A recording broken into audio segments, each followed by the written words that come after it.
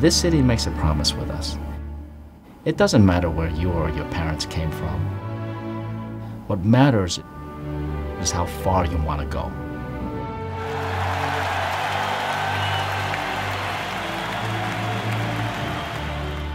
He came to this country at 5 years old without knowing a word of English. But his parents did, and that word was opportunity. The chance to work, to strive, to make a life that would create even greater opportunities for the children. Because to millions of immigrants like them, that was America. My dad named me after JFK, John. If you don't believe me, ask my brothers Robert and Edward.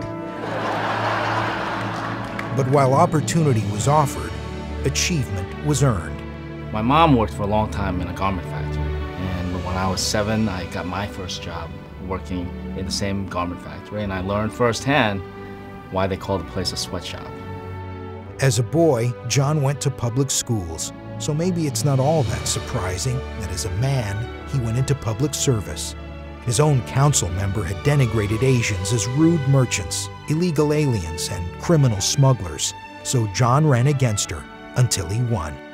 As a city councilman, John worked to stop bullying in schools, something he'd endured as a boy. Saved the city millions by discovering the MTA was keeping 2 sets of books, and dedicated himself to the notion that a great city has a great responsibility to make sure no one gets left out, that the desires of a few never override the needs of the many. He's kept that promise as New York City Comptroller, clawing back hundreds of millions from the overbilled and grossly mismanaged city time and 911 emergency system contracts, and putting it where it's needed.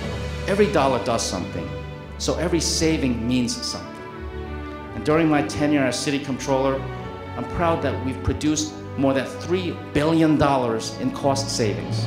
That money goes to schools, it goes to libraries, to hospitals, to senior centers, to you. But that's not enough.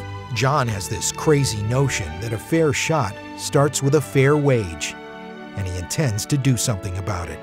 There are hundreds of thousands of New Yorkers who work but still live in poverty.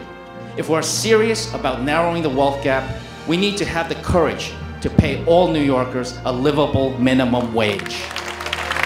Of course, when you go after the rich and powerful, they're going to go after you. But that's okay.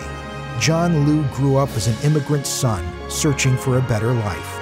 He spent years working for a better city, and he will keep fighting for a better future.